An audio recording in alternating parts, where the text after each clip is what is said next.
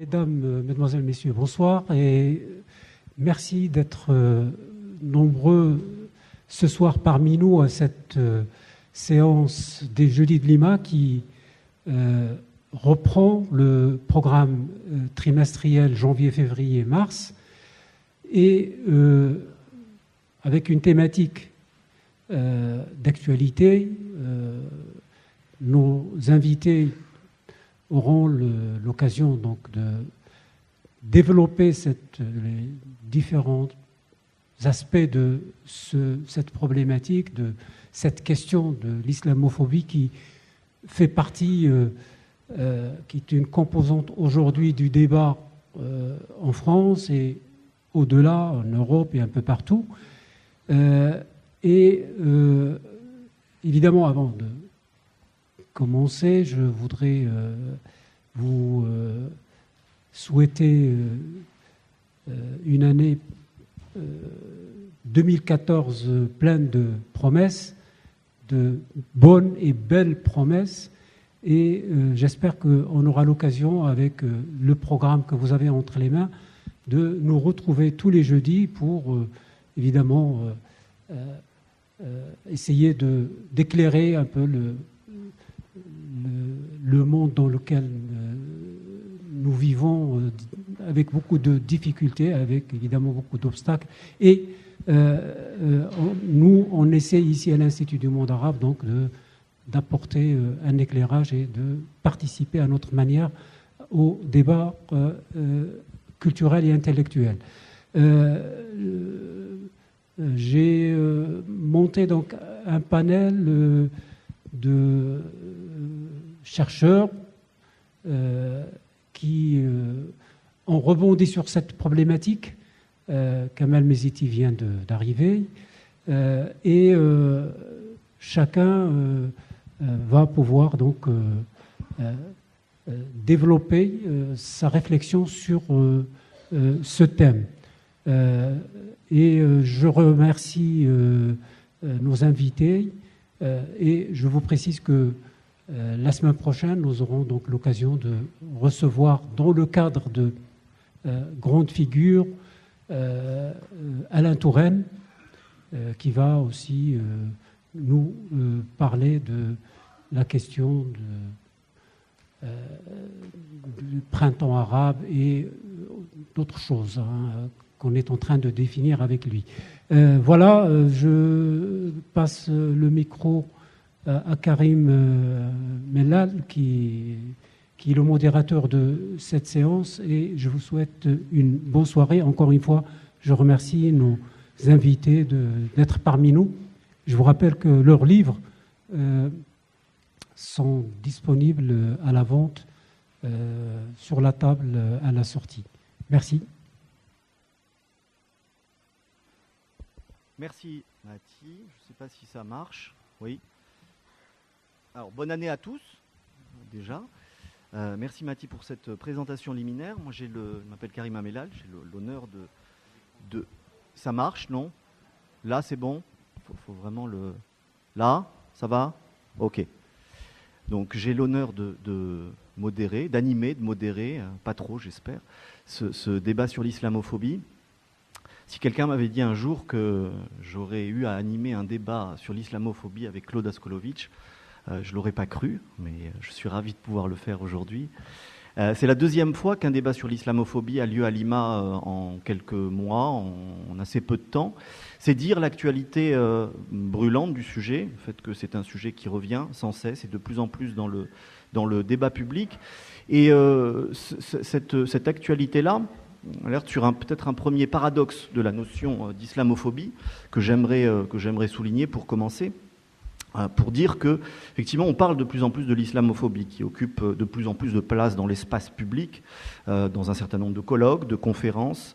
Les actes islamophobes sont désormais recensés, ils sont en augmentation. Le dernier rapport de la CNCDH, Commission nationale consultative des droits de l'homme, en mars 2013, évoquait une augmentation de 23%, je crois, des actes ciblant des musulmans en raison de leurs convictions religieuses.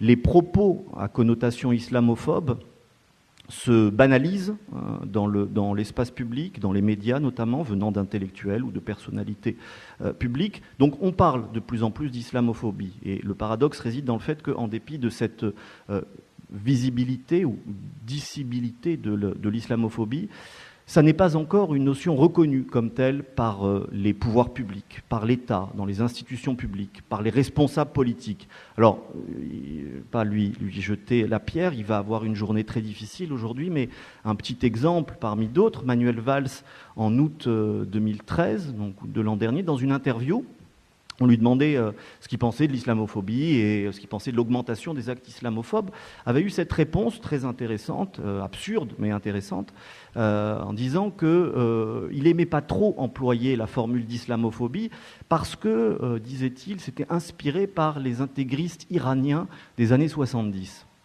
Donc vous pouvez retrouver évidemment cette interview, août 2013, je crois que c'est dans le Nouvel Obs, me semble-t-il. Et cette déclaration est absurde, évidemment, mais est intéressante dans la mesure où elle situe l'islamophobie dans le registre de l'irrationalité, du fantasme, de la peur. C'est ce que signifie étymologiquement l'islamophobie. J'imagine qu'on aura l'occasion d'y revenir longuement dans cet échange. Le deuxième paradoxe que je voudrais souligner, c'est le fait qu'on est dans un pays où le racisme est puni, durement puni, sévèrement réprimé.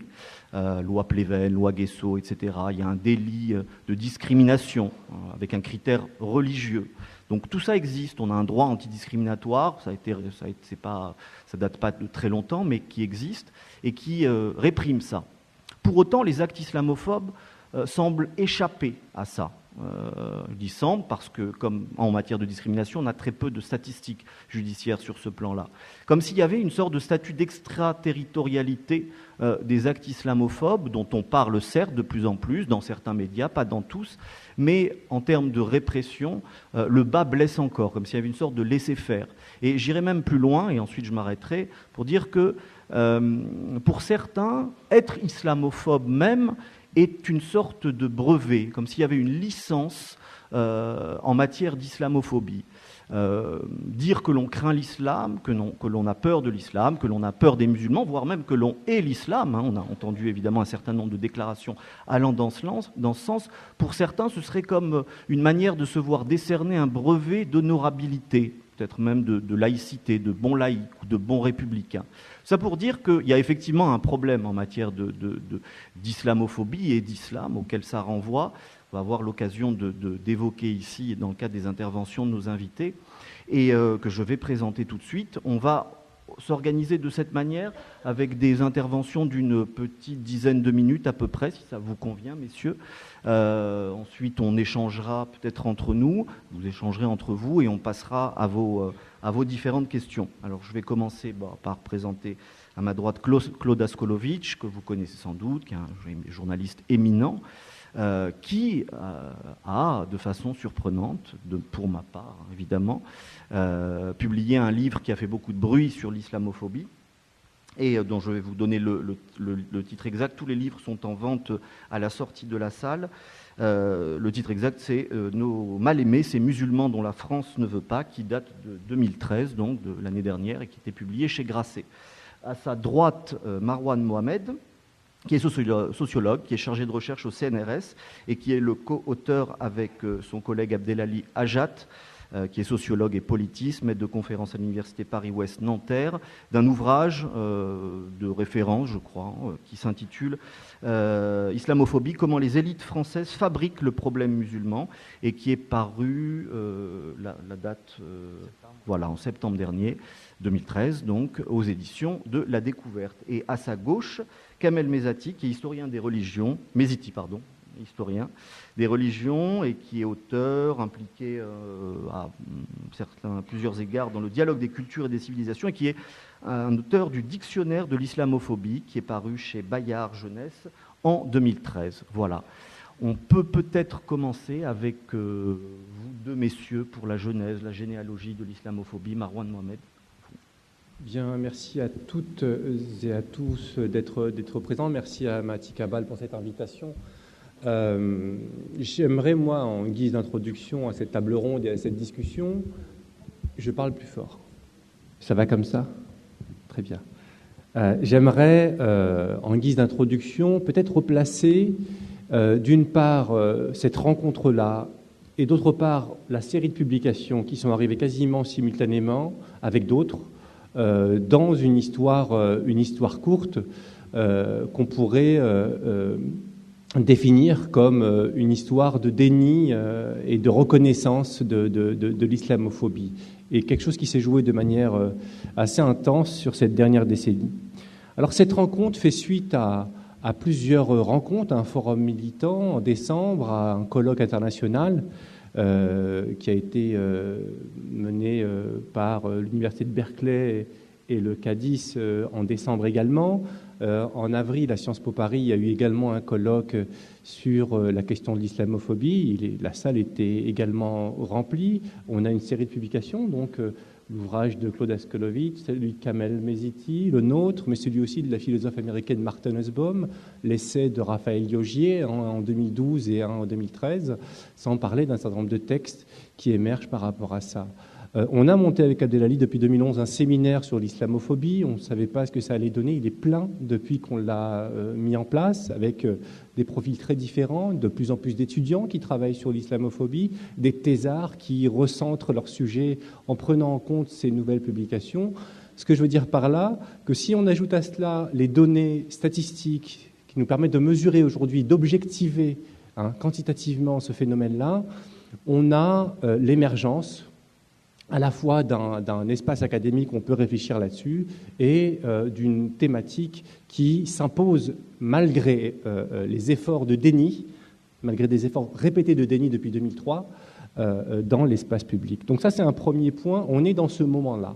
On est dans ce moment-là qui me semble très intéressant d'un point de vue historique. Que disent ces données ? Tu en as parlé un petit peu, Karim, tout à l'heure. Elle montre que du point de vue des opinions, donc on a les enquêtes d'opinion menées par la CNCDH depuis 10 ans qui interrogent sur le rapport à l'islam, on a une hostilité qui était très forte il y a 10 ans et qui s'est renforcée assez massivement depuis notamment 2008-2009. Les données du collectif contre l'islamophobie en France, le CCIF, montrent également une augmentation assez nette depuis leur création en 2003, mais une augmentation croissante depuis 2008-2009. La même courbe est observable avec d'autres méthodes par ce qui est enregistré par le ministère de l'Intérieur. Alors effectivement, il y a des domaines dans lesquels on pourrait avoir plus de visibilité, notamment tout ce qui relève des tribunaux civils, notamment les prud'hommes, toutes les affaires de rejet dans le monde de l'emploi. On n'a pas malheureusement ces statistiques disponibles. Le ministère de la Justice français est un peu en retard de ce point de vue-là. Du point de vue des essais, bien sûr, ces livres ne sont pas les premiers. Dès 2003, il y a un essai qui avait été publié par Vincent Gesser, déjà à la découverte. Il y a quelques années, il y a eu un livre collectif sur l'islamophobie qui a été dirigé par un collègue de Berkeley et des collègues français. Donc on a des moments comme ça où des ouvrages sont arrivés, mais malgré cela, ce qui s'est imposé depuis 2003, c'est un déni. Un déni d'islamophobie et un déni, un bannissement du mot islamophobie. Ce bannissement, on peut le dater. C'est l'automne 2003, lorsque deux journalistes militantes, Caroline Forest et Fiammetta Wener, et plus tard Pascal Brutner, écrivent des tribunes en présentant une thèse de l'invention, qui est encore reprise aujourd'hui par Valls, malgré toutes les publications, de l'invention iranienne, par les mollahs iraniens, du mot islamophobie. Avec une finalité, c'est que ce concept a été inventé par ces Iraniens pour faire taire toute critique des religions. Alors, dans ce texte-là, il y a un mensonge. Ce n'est pas des mollahs iraniens qui ont inventé le mot islamophobie, c'est des administrateurs ethnologues français en 1910, dans le contexte colonial. Donc, on n'est pas du tout dans une invention des mollahs iraniens. Par contre, dans cette remarque-là de l'invention iranienne, il y a la question de la liberté d'expression qui est posée, et il y a une question pertinente qu'il faut rappeler, c'est que de fait, il y a des usages des concepts qui peuvent être liberticides. C'est un fait. Que ce soit pour l'islamophobie, que ce soit pour l'antisémitisme, que ce soit pour d'autres termes, il peut y avoir des usages orientés qui visent à faire taire toute critique de telle politique d'un État ou de telle religion. Et donc, c'est bien de le rappeler, et quand on emploie ce terme-là d'islamophobie, ce n'est pas du tout en termes de critique ou de limitation de la liberté de critique des religions, on le définit autrement. Abdelali insistera sur la définition, je vais avancer sur cette idée de déni. Pourquoi est-ce que finalement l'islamophobie est si difficile à prendre en compte au-delà de la rhétorique de l'invention iranienne qui a été prescriptrice? Ça fait une décennie, et on voit très bien que les propos de Manuel Valls montrent à quel point cette thèse farfelue de l'invention iranienne continue à produire des effets. Qui aujourd'hui dans le débat public veut utiliser un concept qui a été inventé par les mollahs iraniens? Personne. Et donc il y a eu cet effet prescripteur qui perd de son influence, qui est en train de doucement s'effilocher, mais qui quand même continue à produire des effets. Deuxième point en termes de bannissement, c'est qu'on ne peut pas comprendre cette incapacité à comprendre le rejet de l'autre sur la base de la religion sans prendre en compte l'histoire culturelle, philosophique française, l'histoire de la laïcisation et de la sécularisation, c'est deux choses qui sont différentes de la société française. Il faut bien savoir qu'au XXe siècle, quand on regarde le XXe siècle, la période durant laquelle la question de la prise en compte du rejet et de l'hostilité sur une base religieuse a été très forte, c'est jusqu'à la fin de la Deuxième Guerre mondiale, l'antijudaïsme essentiellement. À partir de la Deuxième Guerre mondiale, la question du rejet sur la base de religion, de la base de la religion, s'effiloche. Elle s'effiloche. La loi 1905 établit un équilibre, pacifie les relations entre les religions majoritaires et les pouvoirs publics, mais de fait, la question de l'hostilité sur la base de la religion va réapparaître fin des années 70, mais surtout début des années 80, avec la question de l'islam et surtout de l'immigration postcoloniale dans le mouvement ouvrier. On reviendra dessus un petit peu tout à l'heure. Ce que je veux dire par là, c'est qu'en 1972, il y a une loi qui a été votée, une loi contre le racisme et les discriminations. Et quand on regarde les débats publics par rapport à cette loi, les mémoires de Jean-Paul Delevoye sont assez intéressants de ce point de vue-là. Il raconte comment cette loi a été discutée, et finalement la question de la religion, est-ce qu'on la prend en compte comme critère de discrimination? Elle apparaissait désuète, cette hypothèse. Finalement, elle a été inscrite, c'est un critère qui a été inscrit dans la loi, mais c'est son critère et son caractère désuet qui m'intéresse. On est au début des années 70, et c'est une question qui ne se pose pas, ou quasiment plus, dans le débat public français, et qui amène les députés à s'intéresser sur la pertinence de le prendre en compte. Troisième chose que je voudrais pointer, au-delà de la question du sécularisme et de cette conception et cette philosophie qui a relégué, et cette prégnance de la religion qui a été de moins en moins forte, c'est qu'il y a une difficulté à penser l'islamité comme source de rejet, une islamité qui a été construite notamment depuis les années 80, mais ça date depuis bien longtemps, comme une menace. C'est-à-dire qu'il y a une contradiction fondamentale dans cette capacité à penser à la fois une islamité visible comme source de menace pour la République et ses fondements, et à la fois comme source de rejet pour les personnes qui le portent. C'est-à-dire qu'à un moment donné, il y a des formes de diabolisation, de stigmatisation qui empêchent toute espèce d'empathie, de prise en compte de l'expérience vécue en termes d'expérience de rejet discriminatoire. Et ça, c'est quelque chose qui me semble tout à fait fort dans cette difficulté, là encore, à penser et à prendre en compte la question de la religiosité. Enfin, je voudrais insister sur une question un peu plus méthodologique, c'est-à-dire que pour beaucoup, finalement, le rejet de l'islam, c'est le rejet des Arabes. C'est-à-dire que cette rhétorique revient régulièrement. Alors, de ce point de vue-là, statistiquement, on arrive à mesurer le racisme anti-arabe à travers les données du ministère de l'Intérieur, à travers les enquêtes d'opinion.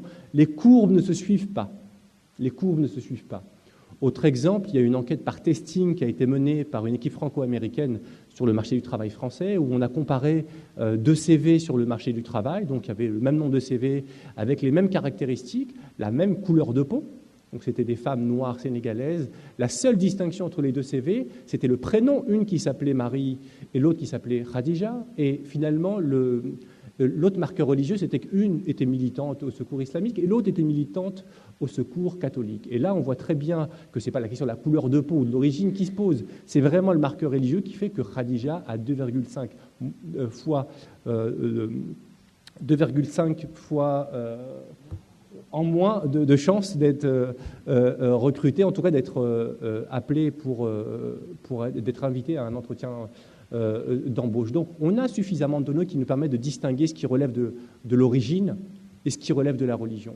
La plus grande difficulté, c'est d'articuler finalement ce qui relève de l'origine et ce qui relève de la religion, sachant que pour beaucoup, l'islam, c'est la religion des Arabes, même si tous les Arabes ne sont pas musulmans et que tous les musulmans ne sont pas arabes, peu importe, on a toute une histoire qui est charriée par cette question d'islamophobie, histoire coloniale, histoire plus longue, qui intervient dans l'imaginaire et aujourd'hui, la construction du problème musulman, la construction de l'islamophobie pioche dans cette archive anti-musulmane qui s'est construite et qui a évolué au fil des siècles. Alors pour conclure et pour respecter mon temps de parole, je voudrais dire que cette question de l'islamophobie aujourd'hui doit être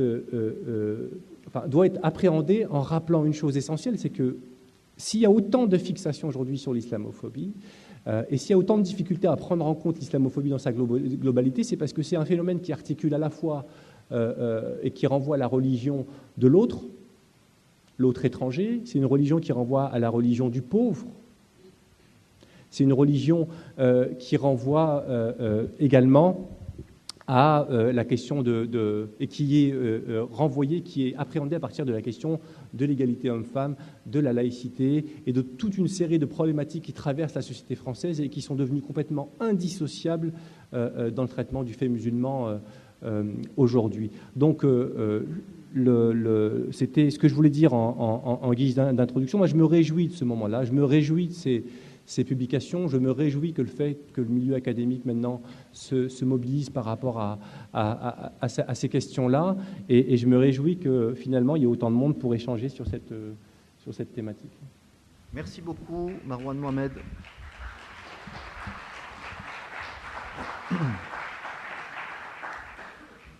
Abdelali Hajat. Bonsoir à toutes et à tous, vous m'entendez ? Oui. Je remercie moi aussi les organisateurs de cette conférence de nous avoir invités, et merci à vous d'être venus aussi nombreux. Donc, je vais prolonger l'intervention de Marouane en spécifiant un peu 3 points. Le premier, c'est la question de la définition du terme islamophobie. Donc, je ne vais pas revenir sur tous les débats qui existent actuellement sur ce terme. Même dans le champ académique, il n'y a pas forcément un consensus, il y a des débats. Certains considèrent qu'il n'est pas adéquat, d'autres qui considèrent qu'il faut préférer le racisme anti-musulman. Finalement, l'islamophobie, c'est du racisme anti-arabe, etc., etc. Donc, je ne vais pas revenir là-dessus. Nous, on définit l'islamophobie comme une forme de racisme. Alors, ça peut paraître évident de dire ça, mais ce n'est pas évident. Dans le discours actuel, ou notamment dans certaines tribunes de la presse, qui considèrent que les formes de discrimination, les formes de discours hostiles à l'islam et musulman sont normaux. Donc l'exemple par excellence, c'est un article du Monde qui date du mois de novembre, qui disait « Le racisme monte, mais l'hostilité à l'égard de l'islam, le rejet de l'islam, la France est tolérante, pardon, mais le rejet de l'islam est en augmentation. » Comme s'il y avait 2 choses différentes. Le racisme, qui concerne les juifs, les arabes, etc. Mais pour ce qui concerne l'islam, c'est du rejet. Ce n'est pas une forme de racisme. Donc le fait de dire que c'est une forme de racisme, ça renvoie à une définition du racisme, c'est-à-dire un système de division de l'humanité et de hiérarchisation de cette humanité. Et c'est en fonction de cette division et de cette hiérarchisation qu'on va fonder des inégalités d'accès à l'emploi, d'accès à certains droits, etc., etc. Donc là, on est dans une situation où les musulmans en France sont dans une situation où, on va dire, où l'enjeu central, c'est la légitimité de la présence de l'immigration postcoloniale sur le territoire français. C'est ça l'enjeu central. Et la forme que va prendre, depuis notamment le début des années 80, la contestation de cette légitimité, ce n'est pas être le racisme anti-arabe classique, même s'il existe toujours, c'est une nouvelle forme. Et c'est là qu'il y a une autre dimension de l'islamophobie, c'est ce qu'on appelle un processus de racialisation de la réalité sociale. C'est-à-dire qu'on va présumer que les individus sont musulmans, qu'ils le soient ou pas. On va réduire leur identité à cette supposée identité musulmane. Et c'est cette réduction à une identité musulmane qui va justifier les logiques d'exclusion.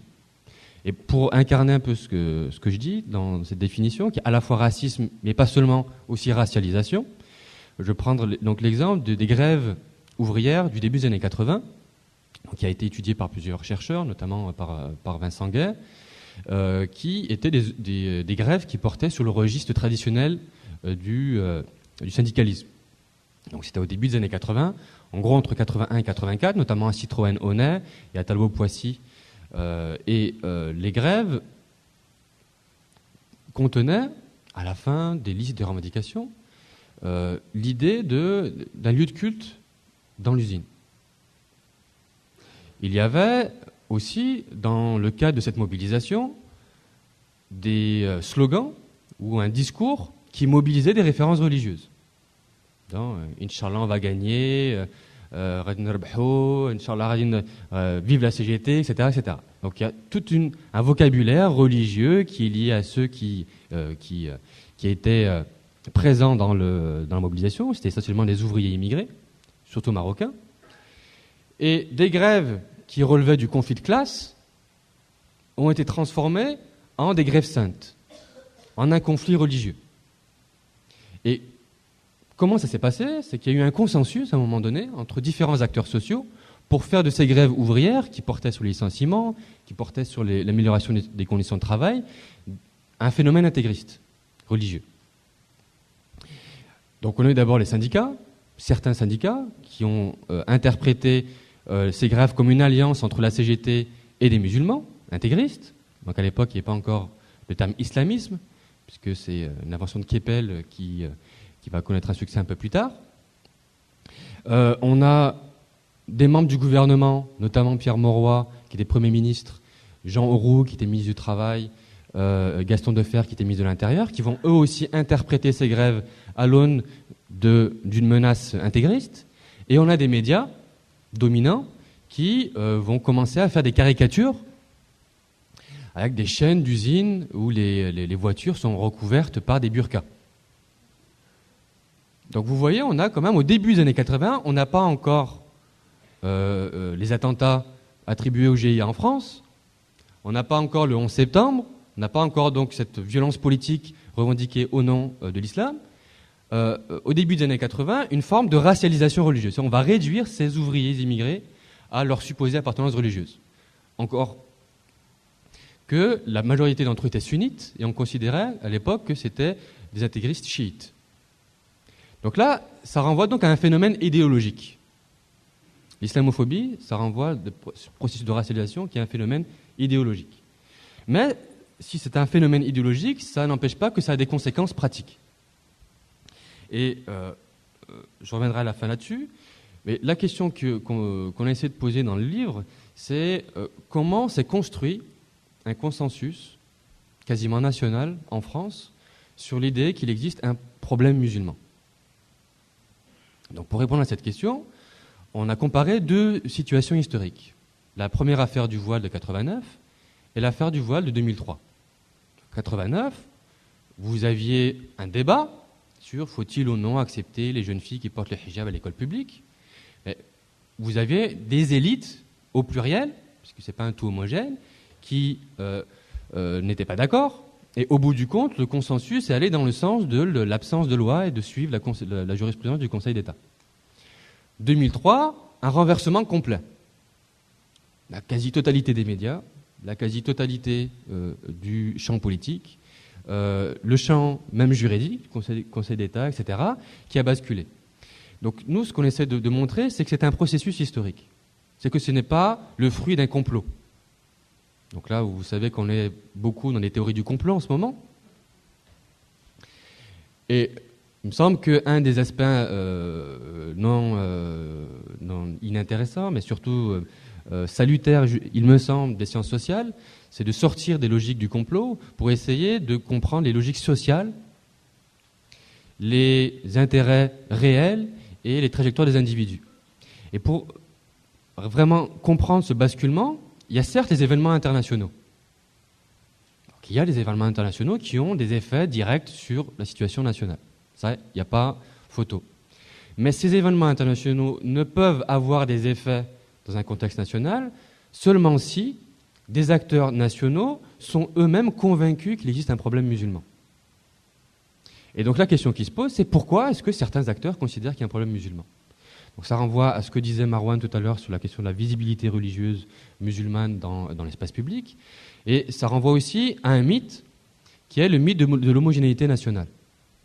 Puisque ce qu'a symbolisé les jeunes filles qui portaient le hijab à l'école publique en 89, c'était une sorte de trahison. Trahison des enfants d'immigrés, encore plus des filles qui sont censées être l'avant-garde de l'intégration, la fameuse beurette, entre guillemets, qui commettent un crime quasiment en utilisant, en ayant cette pratique religieuse. Donc là, ça renvoie à quelque chose qui est beaucoup plus global et qui n'est pas spécifique à la situation de l'immigration postcoloniale, mais qui est lié à la construction nationale française, cette idée qu'il y aurait une homogénéité et que des individus seraient une menace à cette homogénéité. Ensuite, il y a un autre phénomène qui explique ce consensus, c'est la mobilisation d'acteurs. Donc des acteurs dans le champ politique, dans les médias, dans le secteur associatif antiraciste. Et de ce point de vue, il est intéressant de voir les rapports du Haut Conseil à l'intégration entre 89 et 2012.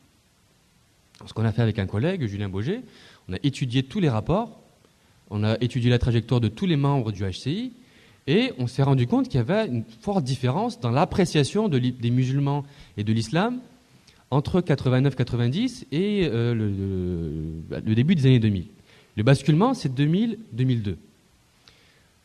En gros, avant 2002, l'idée, c'était que l'islam pose problème en soi, en tant que religion, en tant que système religieux, statut personnel, etc., etc. Mais l'intégration est en marche.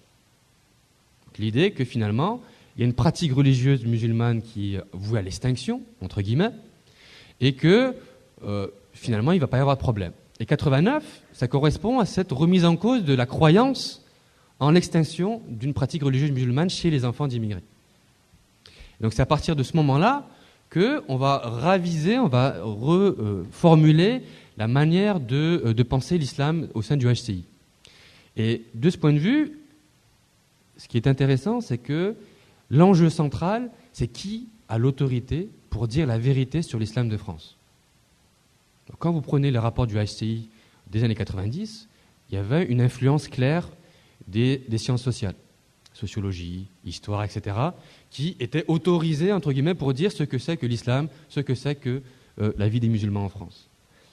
À partir de la fin des années 90, début des années 2000, un travail sociologique a beaucoup moins de valeur qu'un témoignage d'une jeune femme qui, comme Charlotte Javan, par exemple, donc Ballet Voile, tous les livres, tout le genre littéraire qui a émergé à la fin des années 90, même avant, avec Jamais ça ma fille de Betty Mahmoudi, etc.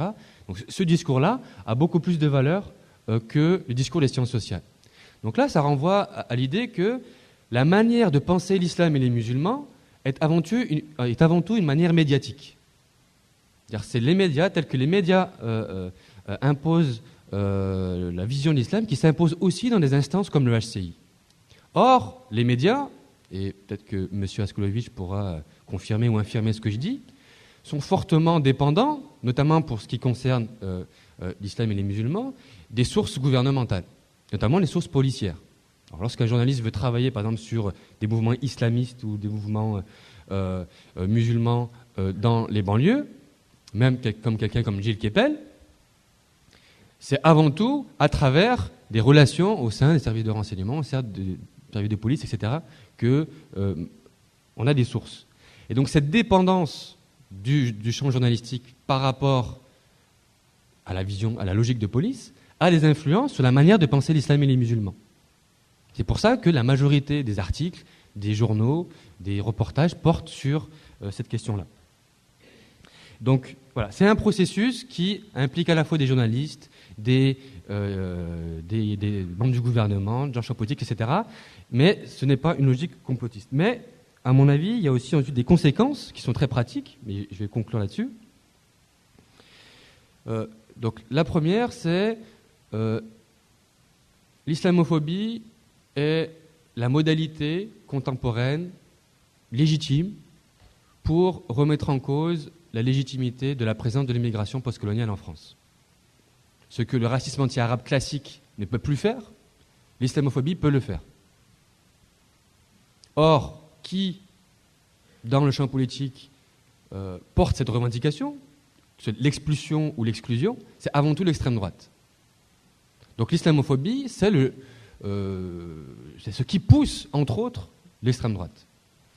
Il y a d'autres facteurs, bien sûr, mais c'est un élément important, c'est ce qu'ont compris les partis d'extrême droite danois, hollandais, qui ont flairé le filon, entre guillemets. Deuxième conséquence, c'est un processus de déshumanisation des musulmans, et notamment des musulmanes.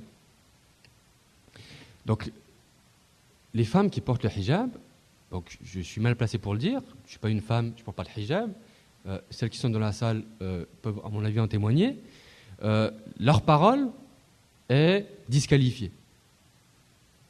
On ne peut même pas parler. Donc aujourd'hui, le fait de porter un hijab, c'est une forme de disqualification permanente, dans la rue, au travail, etc.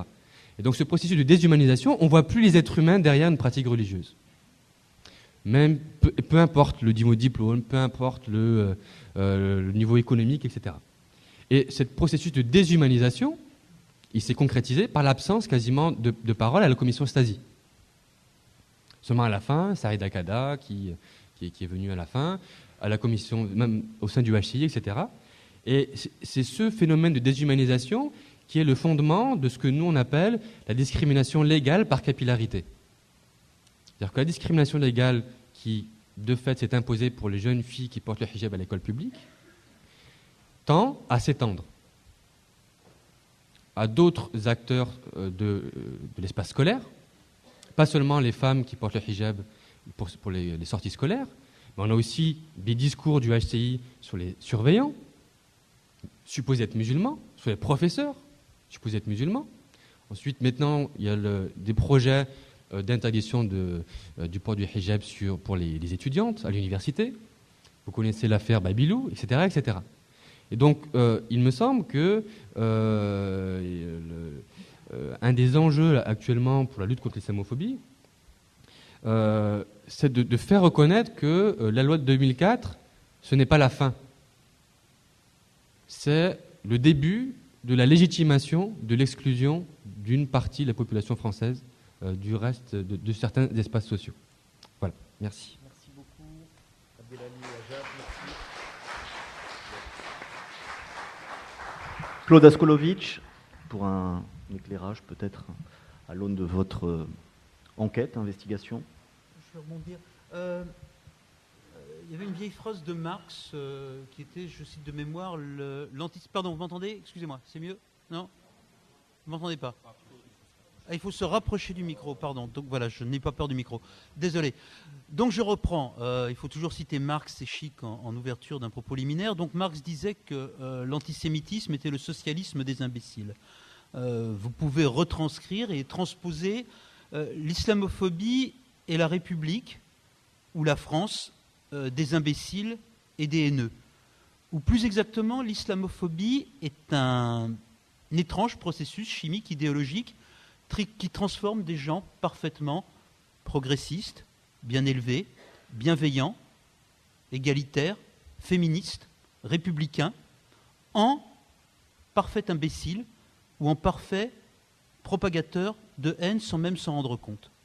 Je vous donner 2-3 exemples très rapidement. Vous avez tous, si vous êtes ici, entendu parler de l'affaire Babilou, bien évidemment.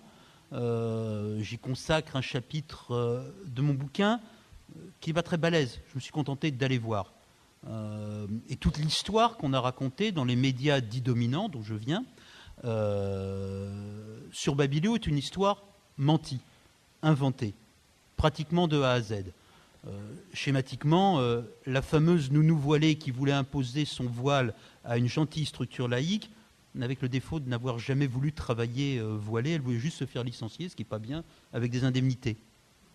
La fameuse banlieue islamisée, Chanteloup-les-Vignes, la cité de la Noé, qui avait donc dépêché une sœur pour détruire une gentille structure laïque, n'étant rien islamisé, personne, parmi les journalistes qui recopiaient les articles des uns et des autres, ne s'était donné la peine de traverser la rue. En sortant de Babylou, il aurait rencontré un centre culturel magnifique, où on apprend notamment à jouer de la harpe et à faire de la calligraphie, pas seulement arabe. Et ce centre culturel est présidé par un jeune homme, qui maintenant est de mes amis, qui s'appelle Youssef Abdelbari, comme son nom l'indique, qui est musulman pratiquant, comme son nom ne l'indique pas, parce qu'il pourrait ne pas l'être, mais il fait ses 5 prières, qui est également militant socialiste et, allez savoir, sera peut-être le prochain maire de Chanteloup-les-Vignes. Mais traverser la rue pour aller voir un centre culturel, ça les journalistes ne le faisaient pas. Dans ce qui concerne les médias, il y a une grande part de paresse, d'imbécilité et de recopiage, avant même des influences policières. J'aimerais qu'il y en ait. Je reviens maintenant à ce concept d'islamophobie comme ferment ou transformateur des gens en imbéciles.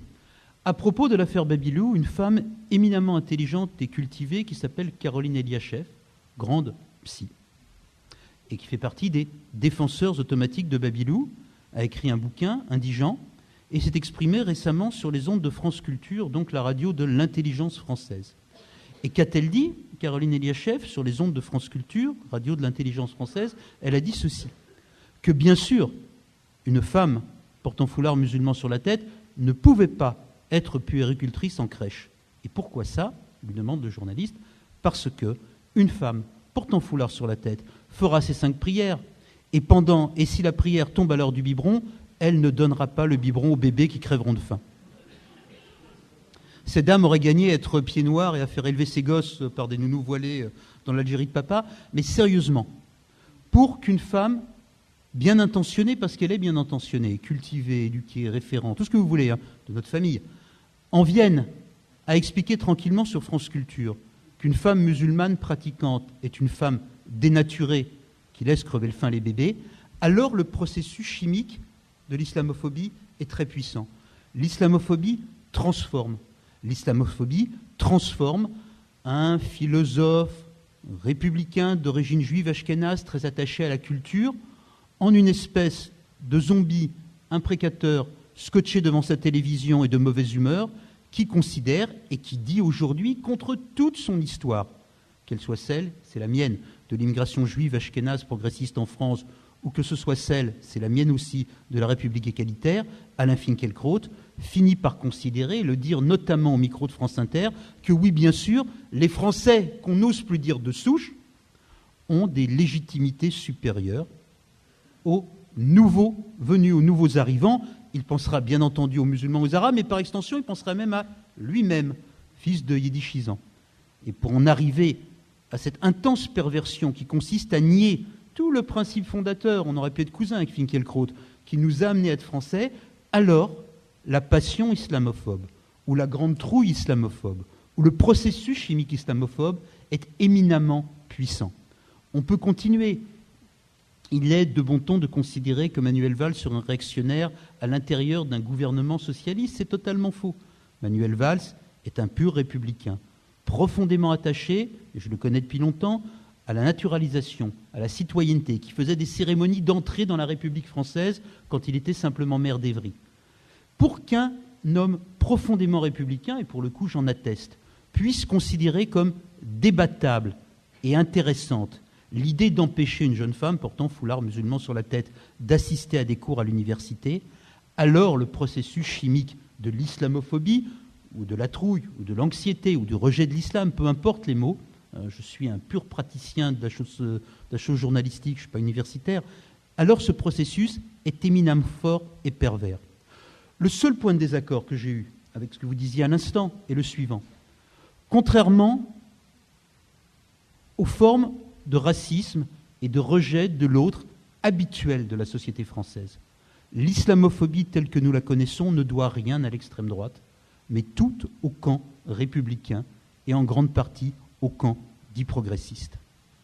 Il ne doit rien aux phénomènes internationaux, bien sûr, ils en rajoutent, mais comme on l'a dit justement, avant la sale guerre du GIA, avant Al-Qaïda, avant le Hamas en Palestine, et peu importe, Il y avait déjà Pierre Mauroy, Premier ministre socialiste, qui considérait que c'était des chiites iraniens, c'était la mode à l'Iran à l'époque, qui étaient en train de casser nos belles usines et leurs syndicats maison. Ça n'a rien à voir.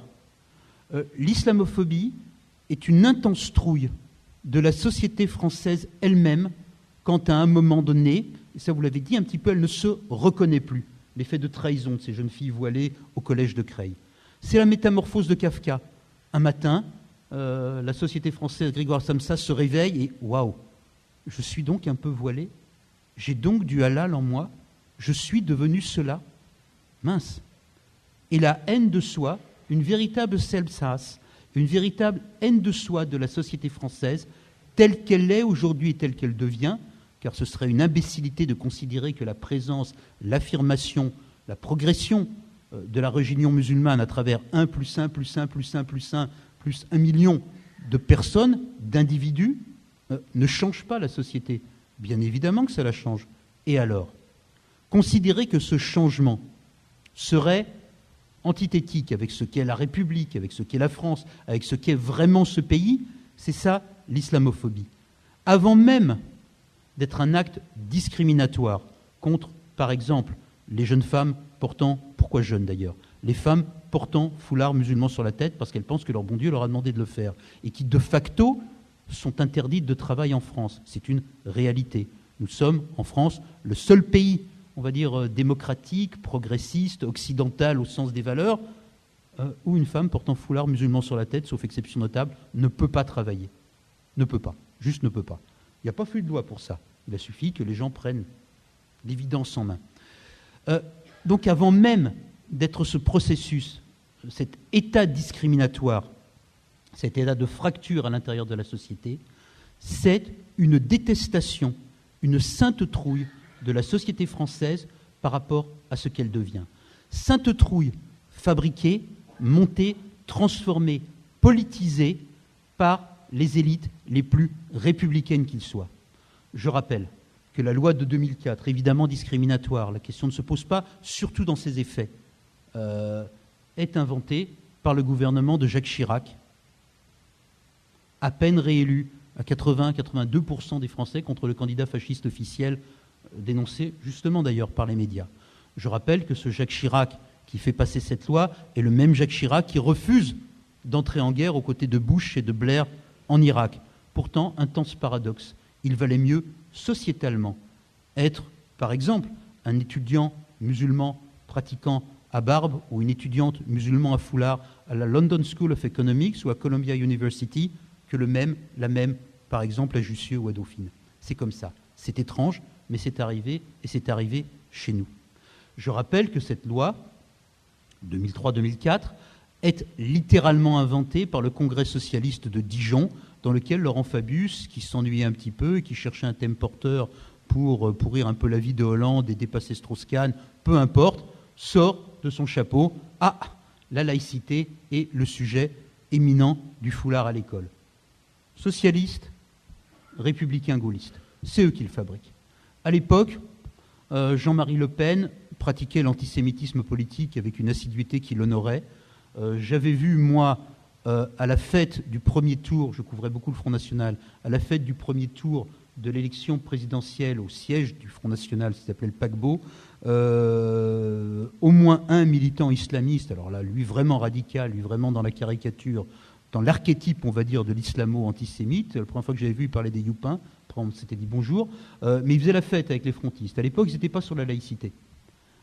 Marine Le Pen y est venue, ensuite, abrogeant l'antisémitisme politique de papa et choisissant l'autre ligne, celle de la dénonciation permanente des musulmans, s'appelant laïcité et expliquant, par exemple, je m'étais épinglé avec elle, c'est pour ça que je suis étonné de votre étonnement, mais on pourrait y revenir, expliquant un jour, Marine Le Pen, que pour un musulman, une viande touchée par un non-musulman devient automatiquement impure. Les musulmans sont adeptes de la pensée magique. Expliquant un jour que toute la viande consommée, mangée, vendue en Île-de-France, était halal.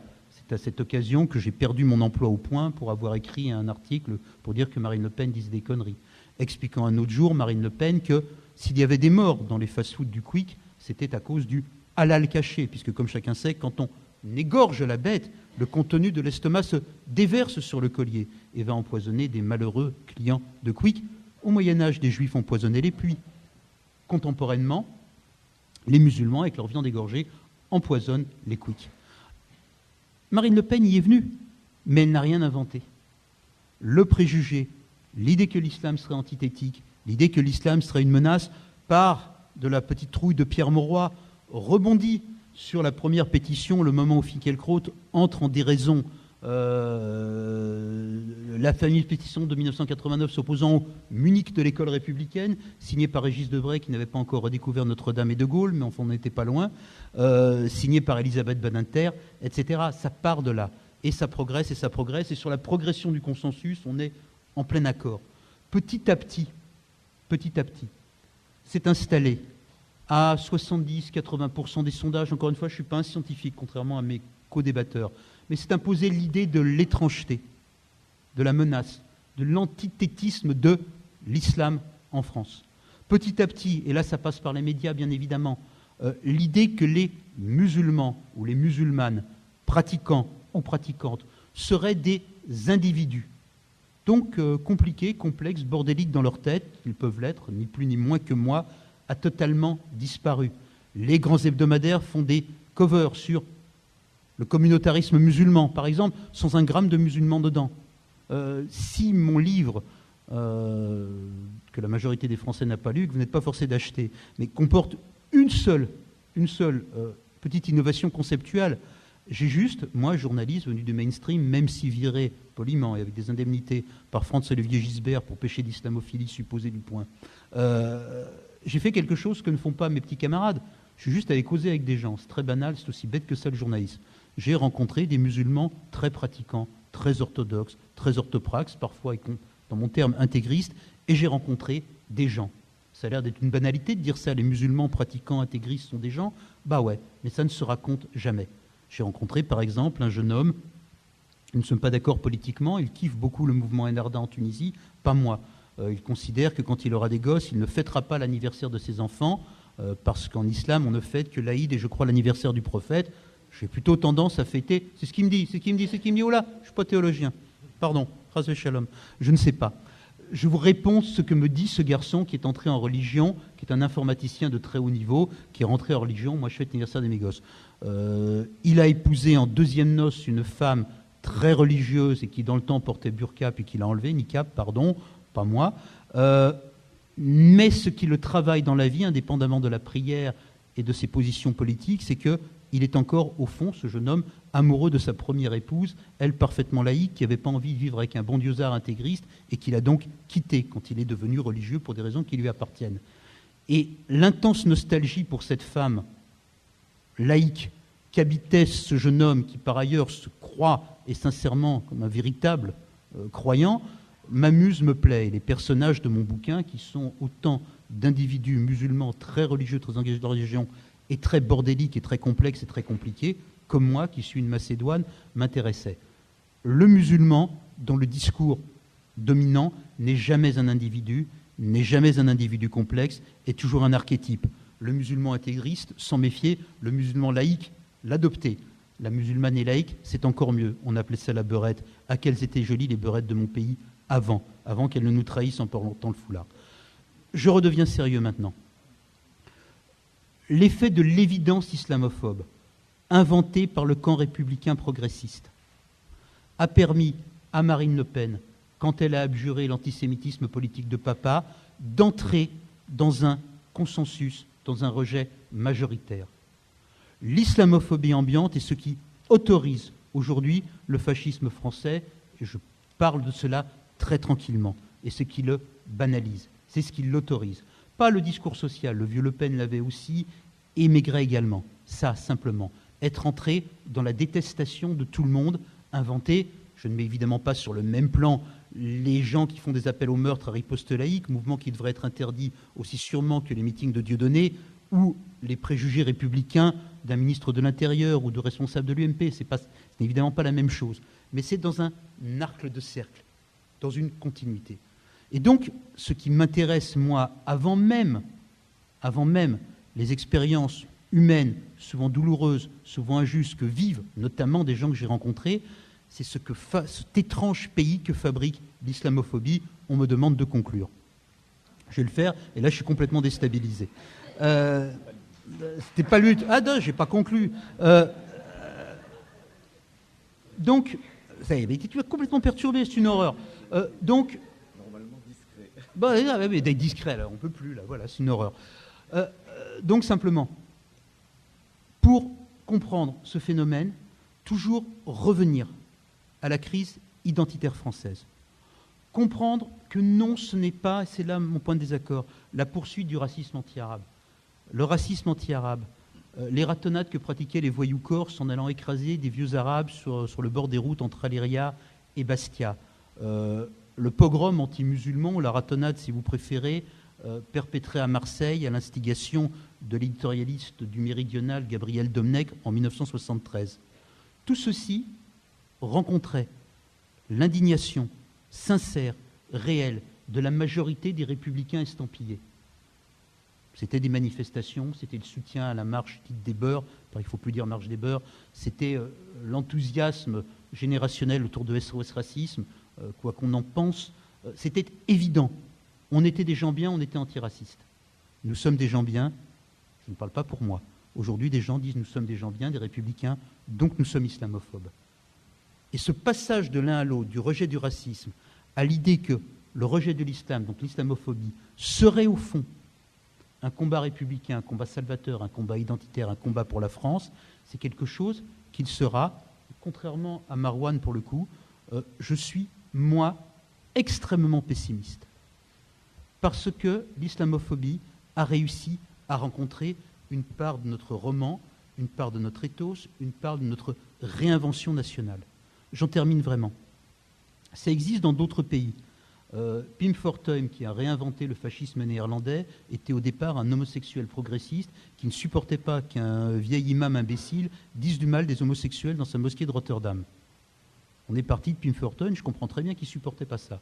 À l'arrivée, ça donne le fascisme néerlandais et Geert Wilders, ce populisme qui joue sur la haine de l'islam. En France, s'y ajoute l'idée de notre construction, l'idée du tous ensemble, l'idée de les musulmans ne jouent pas le jeu, l'idée de, au fond, ça pourrait s'arranger, et si on leur expliquait bien, en leur donnant un modèle, dans le temps c'était Benchir, aujourd'hui c'est Chalgoumi, ce serait Averroès que ce serait exactement la même chose. Ce sont des gens qui nous sont étrangers, qui nous sont antithétiques, qui nous transforment, qui nous éloignent de nous-mêmes, mais que, comme c'est des imbéciles aussi, si on pouvait former des imams bien français, on leur expliquait, ils reviendraient. Et là, il y a une part néocoloniale. Cette idée-là, ces idées reçues-là, cette rapidité avec laquelle les imbécilités peuvent être proférées, je donnais 2-3 exemples tout à l'heure, mais il y en a d'autres, ça, c'est profondément ancré dans la manière de débattre. J'avais commencé par Marx et l'antisémitisme, j'en reviens encore à l'antisémitisme, qui est un sujet parallèle, qui croise parfois et pas forcément. Dans L'enfance d'un chef, qui était une nouvelle qu'il a écrite avant-guerre, Sartre décrivait l'ascension d'un jeune fasciste, Camelot du Roi, si je ne dis pas de bêtises, qui, après diverses expériences politiques et sexuelles variées, notamment il couchait avec un surréaliste, il devenait enfin Camelot du Roi et cassait la gueule à des juifs olivâtres dans la rue. Et un jour, à la faveur d'un social blunder, il quitte une fête où il était invité parce qu'il rencontre un juif et il a très très peur, il se dit « je ne serai plus jamais invité ». Et il se rend compte que pas du tout, c'est les gens qu'il avait invités qui s'excusent d'avoir invité Liupin en même temps que lui. Et le personnage de Sartre réalise que, nous sommes dans les années 30, l'antisémitisme est une opinion qui donne des droits. Sartre reprend cette idée dans Réflexion sur la question juive. Aujourd'hui, cela a été dit, non seulement l'islamophobie ou le rejet de l'islam est une opinion, mais c'est une opinion admise, banalisée, travestie, pas du tout nous critiquons la religion, et valorisante, qui permet à Alain Finkielkraut, pour son plus mauvais bouquin, de faire un best-seller, qui permet à Éric Zemmour de gagner un fric fou à la télé, qu'est-ce que je suis jaloux, je suis aigri, c'est pas bien, qui permet à Marine Le Pen d'être enfin dans un arc majoritaire. Extirper ça, et j'en termine, nécessitera beaucoup plus que des meetings de la bonne volonté, ça nécessitera énormément de patience, énormément de retour à la société, énormément de sortie des discours idéologiques. Arrêtez de se battre autour du mot laïcité, je me fous de la laïcité comme de ma première chaussette. Ça nécessitera énormément de patience, et la seule chose qu'on pourra demander, effectivement, au pouvoir politique, c'est de ne rien faire. De ce point de vue-là, François Hollande, qui à l'heure où je parle a décidé de ne pas faire une nouvelle loi laïque, aura bien mérité, sinon de la République, du moins de la paix civile. J'étais affreusement long, je m'en excuse. Merci.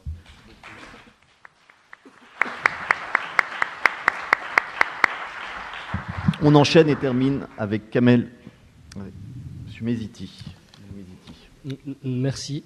Tout d'abord, donc, je tiens à remercier donc, l'Institut du monde arabe et puis M. Mati Kabal pour cette invitation. Et je suis de ceux, cela a été dit à maintes reprises, qui déplorent aussi qu'aujourd'hui l'islam soit encore et toujours le focalisateur de certains symptômes, puisque je considère que l'islamophobie aujourd'hui est un symptôme d'une maladie aujourd'hui très profonde dans notre beau pays. Alors c'est vrai qu'à titre personnel, donc, je ne suis pas par définition pessimiste, comme l'a dit Claude Askolovic, je suis plutôt... D'ailleurs, ni pessimiste ni optimiste, mais plutôt donc une personne qui est déterminée. Je pense que la détermination est importante dans cette affaire-là.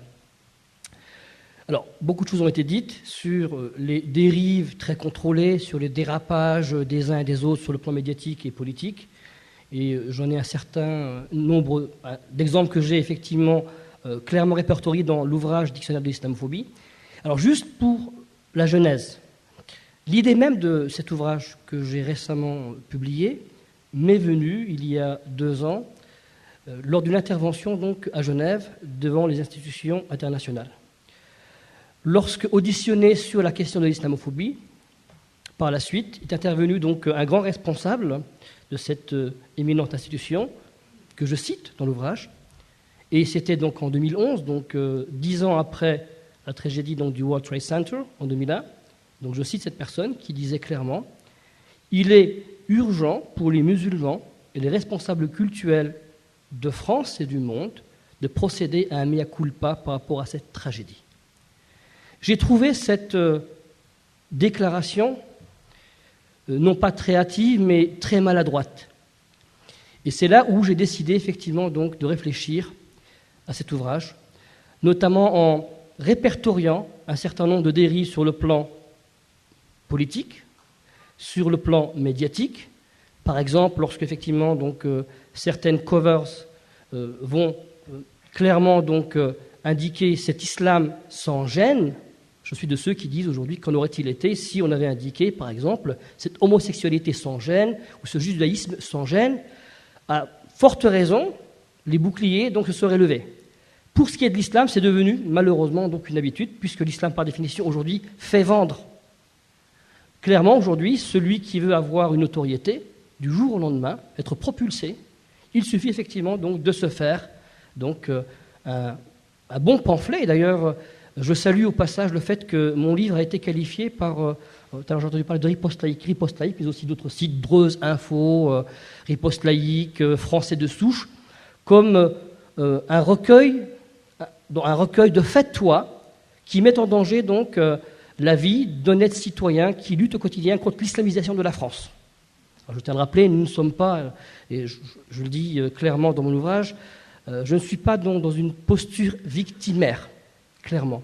Mais il y a aujourd'hui quand même des données symptomatiques qui inquiètent et qui devraient alerter à la fois nos décideurs politiques, mais aussi nos médias, qui souvent, et le mot a été prononcé, ils nous rappellent à la laïcité, au vivre ensemble. Les musulmans seraient devenus en quelque sorte frappés de présomption d'incompatibilité républicaine, frappés de présomption d'incompatibilité laïque, et j'en passe. Donc ces musulmans seraient une 5e colonne, pour faire court. Et permettez-moi, parce que je suis un petit peu sadomaso, je vais me faire violence, ça peut-être vous faire violence, juste de vous citer quelques petites citations très courtes, que j'ai pu répertorier ici et là, qui en disent beaucoup. Souvenez-vous par exemple sur l'affaire Anders Breivik. Breivik, donc il y a 2 ans, donc le meurtrier de 77 citoyens, donc en Norvège. Ce qui à l'époque a été occulté, c'est que Breivik disait clairement, donc qu'il prévoyait d'ailleurs justement à l'aune de 2083 la déportation des musulmans d'Europe. C'est le thème qui est utilisé. Plus récemment encore, pour revenir donc à la SNCF, puisqu'on a parlé récemment de la SNCF, c'est un fait donc tout récent, puisqu'il y a eu donc du côté de Nice il y a quelques jours donc des SMS racistes donc émanant de personnel donc de sécurité donc de la SNCF, il y a eu des chants nazis, clairement, ce qui me renvoie d'ailleurs à un épisode que je mentionne dans mon livre, qui date de mars 2013. Lorsque, effectivement, une délégation du président Pérez était arrivée donc, en gare du Nord, et on avait décidé au niveau de la SNCF de mettre à part certains personnels musulmans ou supposés ou d'apparence musulmane.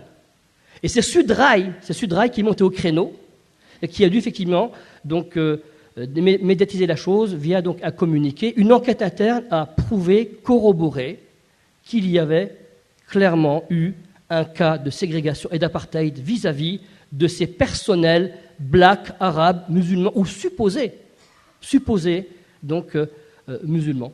Donc c'est dire qu'aujourd'hui, effectivement, il y a un certain nombre de problématiques. Alors, dans mon ouvrage, je commence dans une 40aine de pages. Je parle effectivement des ressorts théologico-historiques pour dire qu'effectivement, cela a été mentionné à plusieurs reprises, l'islamophobie n'est pas une nouveauté en soi. Dans la conscience collective, l'islamophobie a effectivement donc des ressorts très forts sur le plan historique.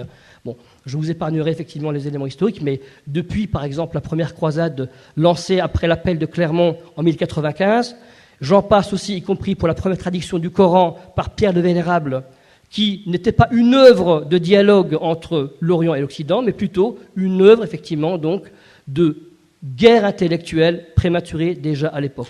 Je passerai aussi, effectivement, l'épisode, y compris d'ailleurs du siècle des Lumières, où certains grands personnages, tels que, je cite, Chateaubriand, Tocqueville ou Ernest Renan, vous savez, ce grand Ernest Renan, grand pourfendeur de l'islam et grand contradicteur de Jamal ad-Din Afghani, donc au XIXe siècle, qui aussi donc, étaient, quelque part, donc, des islamophobes prématurés. Je passe aussi le fait que, plus récemment encore, les Welbeck qui citeront notamment, je cite, l'islam n'avait que ça à faire que de naître dans un désert stupide au milieu de bédouins crasseux qui n'avaient que cela à faire qu'enculer leurs chameaux. Fin de citation. Alors bien sûr, souvent, même sur le plan littéraire et le plan artistique, on va se cacher derrière la liberté d'expression. Il ne s'agit surtout pas de remettre en question cette liberté d'expression, soyons clairs, mais dès lors qu'effectivement on peut, d'ailleurs toutes les religions sont critiquables et doivent l'être, il ne s'agit pas de remettre en vigueur un prétendu droit, une prétendue interdiction au blasphème, mais clairement nous sommes là dans le registre de personnes d'une composante sociologique qui est en tant qu'individu, critiquées, stigmatisées au quotidien. Il y a un certain nombre d'exemples, je pense notamment donc à cette jeune dame qui il y a quelques mois donc voilée à Argenteuil a perdu son enfant suite à une agression physique. Donc, il y a aujourd'hui des faits tangibles, il y a des enquêtes de terrain qui prouvent, et d'ailleurs même les chiffres même de la place Beauvau montrent qu'il y a une recrudescence sur cette question d'islamophobie. Ce que je déplore aujourd'hui, c'est que, au-delà du fait que le terme lui-même soit nié pour des raisons évidentes, parce que sur le plan juridique, ça pourrait ouvrir une brèche, je déplore que l'islamophobie aujourd'hui soit un petit peu diluée dans un vaste magma du racisme. Alors il faut dire les choses clairement, il faut que toutes les formes de racisme soient sévèrement sanctionnées. Il ne faut surtout pas sombrer à des lectures à géométrie variable, à des indignations à géométrie variable par rapport à l'intolérance, par rapport au racisme, quel qu'il soit, d'où qu'il vienne. Voilà. Donc je terminerai donc juste, pour ne pas donc, dépasser donc, le temps qui m'est imparti, mais c'est vrai que revenant sur la SNCF, j'évoquais la SNCF à l'instant, qui est une grande entreprise française, et nous sommes là dans du concret. Récemment, donc, nous avons déploré donc, la mort d'un grand homme, Nelson Mandela, qui s'est beaucoup battu sur ces questions donc, d'apartheid, de ségrégation. Il est quand même aujourd'hui dommageable pour notre vivre ensemble qu'une grande société comme la SNCF, signataire de la Charte de la diversité dès 2004, soit déjà condamnée, elle a déjà été condamnée, mais qu'elle ferme les yeux sur des dérives périlleuses aujourd'hui, sur la cohésion et puis tout simplement sur les principes républicains. Mais bien sûr, en filigrane, que font aujourd'hui nos responsables politiques ? Monsieur Valls a été mentionné tout à l'heure. En tant que ministre de l'Intérieur, je rappelle aussi, cela a été dit tout à l'heure en filigrane, lorsqu'on dit clairement l'islamophobie est le cheval de Troie des salafistes, fermez les guillemets, il y a de quoi être interloqué. C'est faire affront à tous ces citoyens musulmans, non musulmans, agnostiques, intellectuels, journalistes, qui au quotidien se battent pour dénoncer l'intolérable et l'inacceptable dans un pays qui historiquement, en principe, est le pays des droits de l'homme. Donc je terminerai donc là-dessus, et puis juste une belle citation, puisque j'ai commencé par parler de détermination. J'ai aussi, moi, donc à l'esprit, un grand monsieur qui, fuyant le nazisme pendant la Deuxième Guerre mondiale, en l'occurrence Bertolt Brecht, a laissé une grande parole et a dit « Celui qui combat peut perdre, mais celui qui ne combat pas a déjà perdu. » Merci à vous. Merci beaucoup. Merci Kamel Meziti. On a largement débordé. On va prendre quelques questions, on va essayer de les regrouper. Alors s'il vous plaît, soyez brefs dans vos questions. On va en prendre 2 ou 3 peut-être. Et puis, demander aussi à nos invités d'être brefs dans leurs réponses pour qu'on puisse enchaîner sur une deuxième prise de questions. Monsieur, peut-être, qui était le... Donc, des questions brèves, s'il vous plaît. Merci. On a entendu beaucoup parler de sociologie, mais très peu de spiritualité. L'islam est avant tout une force spirituelle. Et est-ce que dans l'islamophobie, il n'y a pas plutôt qu'un problème de racisme, etc., un problème de théophobie, c'est-à-dire une manifestation de la théophobie, puisque la France est, selon les divers sondages, un des pays du monde les plus athées. Et est-ce qu'il n'y a pas une peur de Dieu, en réalité, dans l'islamophobie ? Ok, merci beaucoup. Est-ce que l'islamophobie est une théophobie ? On prend une... Madame, pardon. Je vois rien du tout. Hein, mais... Oui, allez-y, bien sûr. Bonsoir. Bonsoir. Je vais être très brève. Vous avez parlé tout à l'heure de la marginalisation des femmes voilées. Et ce que je peux remarquer, je ne peux pas m'empêcher de le remarquer, c'est que même à travers les associations maintenant qui portent ce combat de l'islamophobie, eh bien finalement, il n'y a pas de représentation de femmes musulmanes. Et il n'y a jamais de femmes musulmanes, justement, qu'elles soient voilées ou non, pour porter ces revendications-là. Donc, est-ce que la marginalisation n'est pas aussi inconsciente du côté de ces associations-là ? Très bien, merci. Et une troisième question, et dernière pour l'instant, monsieur peut-être là-bas, ou peut-être plus au fond. Pardon. Voilà, là-bas. Non, j'ai vu une main tout à l'heure, tout au fond. On viendra tout à l'heure. Ma question portera peut-être sur... parce que d'après ce que j'ai compris en suivant l'islamophobie, c'est que ce qu'on critique, c'est surtout le fait de s'attaquer à des personnes qui sont musulmans, que d'étudier ou de critiquer l'islam en tant que religion ou en tant que pensée. Du coup, ce que je pense, c'est que dans l'esprit populaire, des fois, les gens, ils ont du mal à distinguer les personnes des idées. En quelque sorte, ceux qui vont critiquer, par exemple, les idées, est-ce que ça mènerait pas, en quelque sorte, à virer vers que la population critique, vu qu'ils ont pas... Enfin, ils vont attaquer les personnes porteuses des idées. Quelle est votre question, monsieur ? La question, en quelque sorte, est-ce qu'il faudra limiter l'expression de critiquer la religion, ou bien est-ce qu'il va falloir lui mettre des limites pour protéger le fait que la population ne va pas s'attaquer aux personnes porteurs de cette religion ? Ok, merci. Je vous la redonne dans un instant. On va répondre sur les 3 questions et ensuite on vous la donne. Je vous donne, allez-y, on prend une 4e question alors, rapidement. Je salue la présence de M. Lang et les collègues qu'ils ont organisé. Je pense que, d'abord, calmez-vous parce que vous êtes très tendu sur calmez-vous un peu, respirez et c'est pas comme ça qu'on règle les problèmes. Première chose, c'est que il nous a appris en psychothérapie, je suis psychiatre. Hein.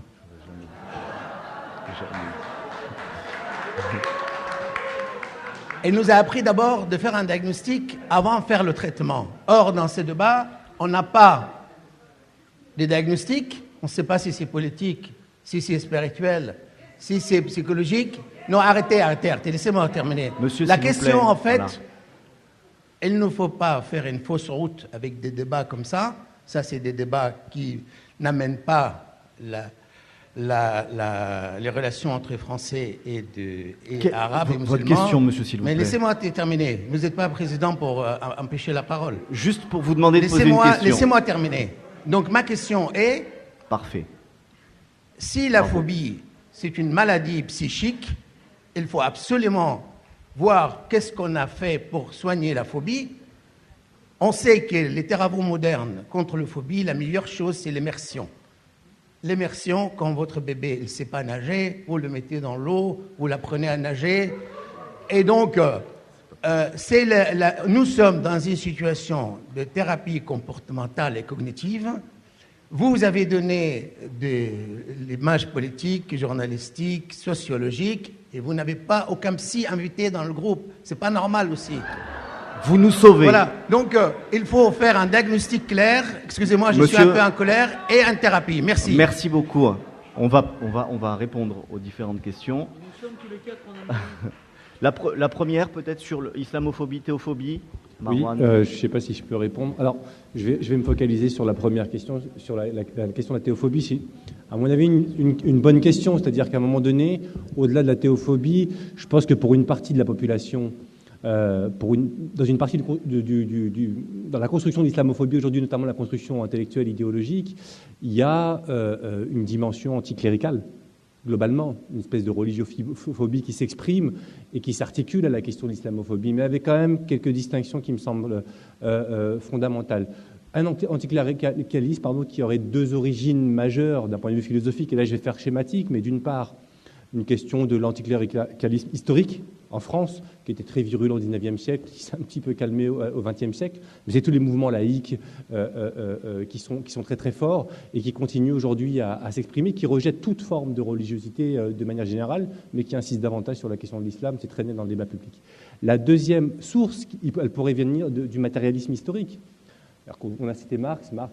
Il y a une autre phrase célèbre qui a été, à mon avis, mal comprise, mais c'est la religion est l'opium du peuple. Il y a un petit livre de Tévaillan qui est très bien sur la haine de la religion, où il prolonge la réflexion par rapport à ça. Et effectivement, on a une partie de ceux qui s'inscrivent dans le matérialisme historique et qui voient dans la religion, mais toute religion, une espèce de fausse conscience et d'obstacle au dévoilement des vrais rapports sociaux et des vrais enjeux politiques.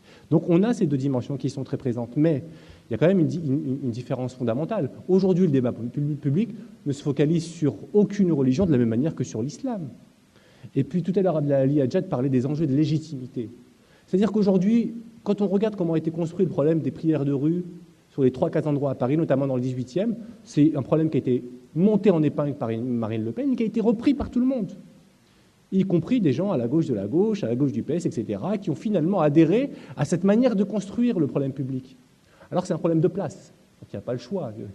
S'il y avait une mosquée vide et que les gens ne vont pas les prier dans la rue, c'est quelque chose qui est tout à fait logique. Donc elle a été prescriptrice de ce débat-là. Qu'est-ce qu'il a révélé, ce débat public ? Cette articulation entre présence musulmane et présence sur le territoire, toute la rhétorique de l'occupation. Alors elle en a perdu son immunité parlementaire européenne. Ça a été le résultat de ces propos, cette métaphore et cette comparaison des prières de rue à l'occupation. Mais ce que ça a révélé, ces débats-là, c'est des enjeux de légitimité. On peut le comparer aux prières de rue qui ont eu lieu lors des manifestations contre le mariage pour tous, des prières de rue qui continuent aujourd'hui. On peut parler aussi des processions, notamment au Puy-en-Velay, par exemple, la ville d'un notable de l'UMP qui alimente ces discours islamophobes. Et vous voyez très bien que les prières de rue pour les catholiques ou pour d'autres formes de religion à des moments bien précis ne sont pas posées en problème public et sont encore moins posées en termes de légitimité, d'enjeux de légitimité d'une population donnée dans l'espace public. Je termine juste par rapport à ça, mais comme tu m'as déconcentré, là, ça pose un problème. J'ai une chose très importante à vous dire, mais je passe. On va gagner du temps, ça reviendra tout à l'heure. Peut-être la question sur l'absence d'engagement des femmes musulmanes. Claude, vous vouliez réagir à cette question. Ouais, just do it. Allez-y.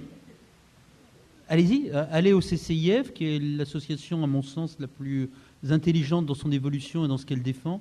Le CCIF, collectif, je crois, contre l'islamophobie en France, avait fait l'année dernière une campagne, ce qui répondra à monsieur le psy à propos de l'immersion aussi, avait fait une campagne où on voyait des détournements de grands tableaux de la Révolution, mais qui était « Nous sommes aussi la France », et qui montrait tout simplement la société française comme une société où il y a des gens voilés, des filles pas voilées, et cela pourrait fonctionner, très souvent cela fonctionne.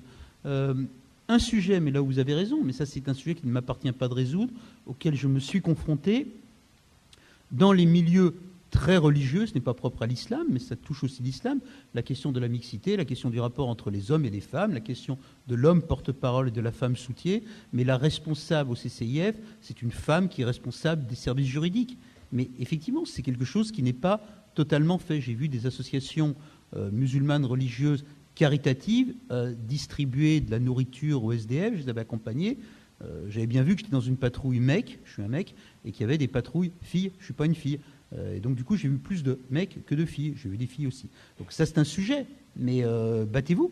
Battez-vous, allez-y. Je veux dire, mais just do it, ou créez un collectif de filles. Mais bien évidemment, mais là, ça pose la question de la mixité et de la place relative des hommes et des femmes dans toutes les sociétés contemporaines, archaïques, religieuses, quelle que soit la religion.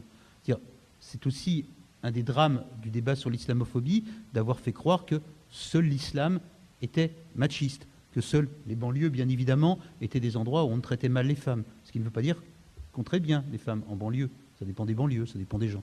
Voilà. Mais ça, c'est un sujet. Mais faites-le. Vrai sujet aussi qui date de loin, parce qu'il faut aussi entendre la part de, non pas de rationalité, le point de contact avec la réalité sociale de ce qui est devenu le discours islamophobe et cette haine, encore une fois, majoritaire et destructrice en France. Le rapport à l'émancipation féminine, le fait que dans les troquets, dans les cités, on trouvait des mecs et pas des filles, ça s'est arrangé. Tout ceci a compté. Tout ceci, bien évidemment, a compté. Donc, à un moment donné, ce sont des combats sociétaux qui ont à être menés. Un point sur, je parlais du CCIF, un point sur ce que disait monsieur, tout le monde s'est moqué de lui parce qu'il n'a pas été gentil avec notre président de séance, et là, il a le menton penché sur sa poitrine, on dirait Raymond Barre à l'Assemblée, il ne m'écoute pas alors qu'il est psy. Oui, vous, voilà, Raymond, entendez-moi. Parce que je pense que vous avez raison. Vous avez parfaitement raison. Le seul remède, et je vous interdis de me répondre parce qu'il va me casser la gueule parce que je vous ai réveillé, mais objectivement, d'abord je ne suis pas d'accord avec vous, il m'a semblé poser un diagnostic au sens de la haine de soi ou de le refus des évolutions de la société française. C'est un diagnostic qui peut être mauvais, mais il m'a semblé l'avoir posé. En revanche, la thérapie par l'immersion, qu'est-ce que c'est ? C'est le passage par la société. Le passage par la société, par les individus, dans la réalité de la vie de tous les jours, et on le voit, il suffit de se promener dans les rues, des copines voilées sont avec des copines pas voilées, quand la pression sociale ou les lois, et c'est un des éléments de mon bouquin, force des gens à masquer ce qu'ils sont pour vivre en société. Et j'ai plein d'exemples de ça, d'une jeune femme qui fait des études supérieures, porte un foulard, mais pour travailler, cocotte, tu peux pas. Donc soit tu renonces, soit tu mens à tes collègues de travail, et tu deviens... C'est l'expression que j'ai employée, qui est d'ailleurs historiquement hasardeuse. C'était plus dangereux d'être juif converti, pratiquant le judaïsme en secret sous l'Inquisition espagnole, que d'être musulmane voilée en France, bien évidemment. Mais j'ai parlé d'un phénomène de maranisme. C'est-à-dire que dans la société vivent des gens, des femmes notamment, qui sont amenés par les évidences qu'ont installées les progressistes et les républicains, au nom notamment de l'égalité homme-femme, à mentir sur ce qu'elles sont. Et donc quand on ne peut plus dire ce qu'on est, j'ai eu post-bouquin des témoignages, un témoignage notamment d'une prof de collège, absolument émouvant, de gens qui ne disent pas leur vérité aux gens avec qui ils travaillent. Et effectivement, l'antidote à la phobie, c'est de dire ce qu'on est.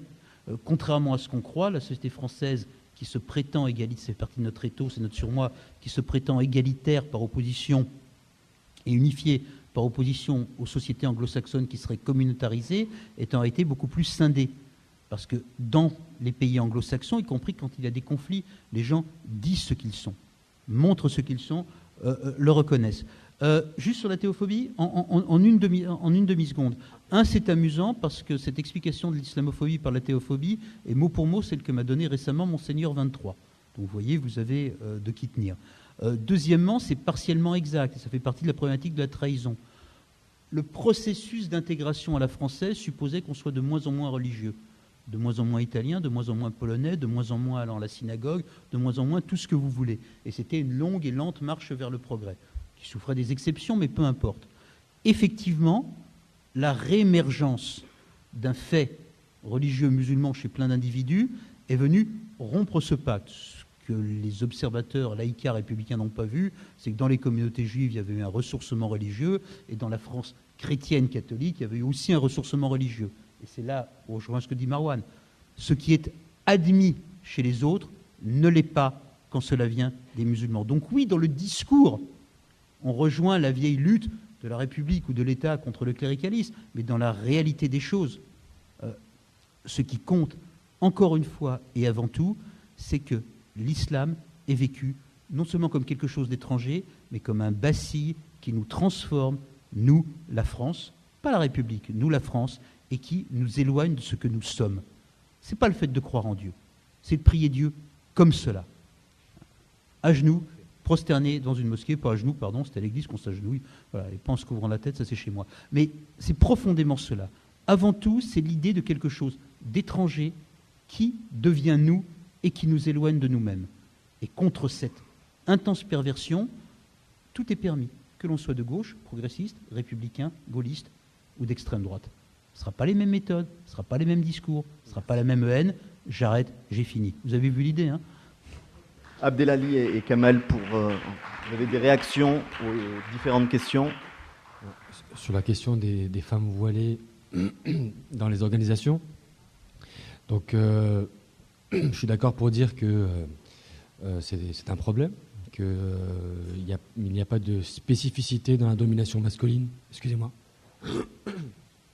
Il n'y a pas de spécificité là, dans la domination masculine par rapport aux organisations musulmanes ou de quartier, etc. Mais ce discours-là peut avoir tendance à occulter l'existence d'organisations et de porte-parole femmes voilées et qui ont des positions, qui ont des discours et qui ne sont pas forcément très connus. Est-ce que vous connaissez Saïda Kada? Vous connaissez Zahra Ali? Vous connaissez Ismaël Chouder, etc. Donc ce sont des femmes voilées qui portent un discours fort, qui luttent contre l'islamophobie. Moi, je regrette le fait qu'on ne soit que des hommes.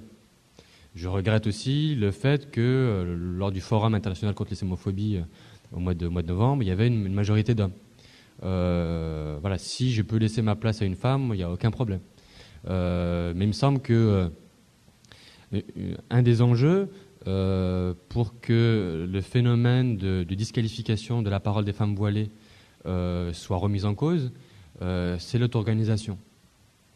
Les hommes ne vont pas lâcher leurs privilèges seulement par bonne volonté.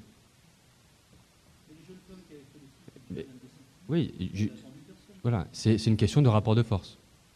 Comme pour le rapport entre blancs, entre guillemets, et migration postcoloniale dans certaines organisations. C'est aussi des questions de rapport de force. C'est ce qu'a compris tout le mouvement de l'émancipation. L'égalité, ça s'arrache, ça se demande pas. Ensuite, la question de la distinction entre les personnes et la religion, c'est très compliqué. C'est très compliqué. Et d'ailleurs, lorsqu'on a rédigé le livre, on s'est posé la question du choix des citations. Dans l'introduction de notre livre, on a pris des citations souvent les plus brutales, très, très violentes, Christine Tassin, Finkielkraut, etc., qui visent à la fois la religion musulmane en tant que d'homme religieux et les musulmans. Sachant que, et ça c'est ce qu'avait déjà souligné Mohamed Harkoun en 87, c'est que le problème qui se pose, c'est pas tant la critique de la religion. Déjà, la religion en tant que telle, je veux dire, c'est pas un tout homogène. Comme vous savez, il y a différentes écoles dans l'islam comme dans d'autres religions, donc il y a différentes orthodoxies, orthopraxies, etc. Ce qui pose problème, c'est la métonymie, c'est-à-dire on justifie l'exclusion d'individus sur la base de la réduction de ces individus à une religion. C'est la métonymie. C'est-à-dire que finalement, l'islam en tant que d'homme religieux, est incompatible avec le code civil. Objectivement, sur des questions de mariage, des questions de statut personnel, etc., il y a des choses qui disent pas la même chose. Il y a des articles qui disent pas la même chose. Il y a des dispositions de la charia qui disent pas la même chose. Voilà, on ne peut pas dire que ça n'existe pas. Le problème, c'est de justifier ces faits, c'est d'utiliser ces faits pour justifier l'exclusion des supposés musulmans. Et aujourd'hui, des organisations qui sont dans une logique d'imposition, par exemple, donc le terme charia est devenu une sorte de mantra dès lors que une famille, par exemple, demande à avoir des repas végétariens dans une école. C'est une revendication qui peut paraître légitime, parce qu'il ne souhaite pas que ses enfants mangent de la viande qui n'a pas été égorgée selon le rite, mais on va transformer cette revendication comme l'application de la charia à l'école publique. Et c'est ça le problème, c'est quand on fait la métonymie entre un dogme religieux et des pratiques. Voilà. Kamel Meziti, dernière réponse. Malheureusement, on va devoir arrêter après ça. Nous allons intervenir donc, suite à questionnement de monsieur, donc à savoir, si j'ai bien compris, la nuance qu'il peut y avoir entre le droit légitime de critiquer les religions dans leurs ensembles et puis la nuance qui est celle de stigmatiser une composante religieuse, quelle qu'elle soit. Alors bien sûr, je l'ai dit clairement, à titre personnel, m'inscrivant dans une démarche citoyenne républicaine, je pense qu'il ne serait pas souhaitable que nous revienne à une interdiction donc, du droit au blasphème, entre guillemets, enfin de l'interdiction du blasphème des religions.